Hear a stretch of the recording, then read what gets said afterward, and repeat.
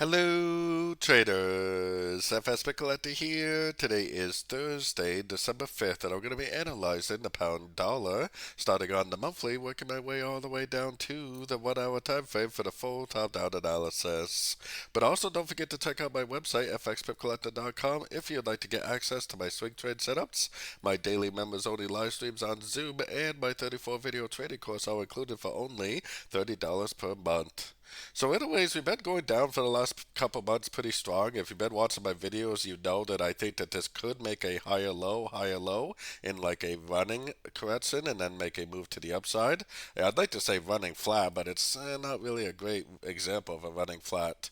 Or possibly it's going to end up stretching down and making a lower high compared to these previous lows, making more of an expanding correction before it actually continues the uptrend.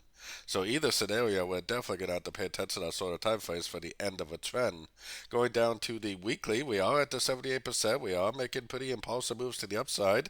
It definitely could possibly make this running correction like I was just talking about and start a brand new trend to the upside.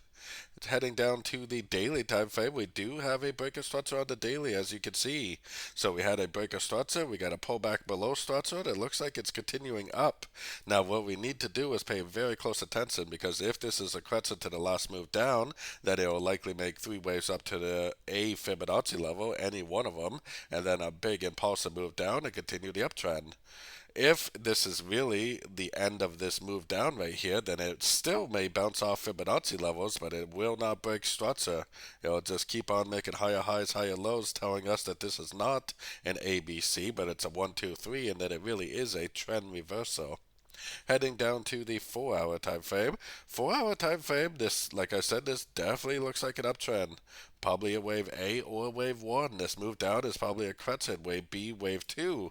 I was thinking that we were going to get one more push down yesterday, but that didn't really happen. I guess that this really is a complete ABC of B or an ABC of 2.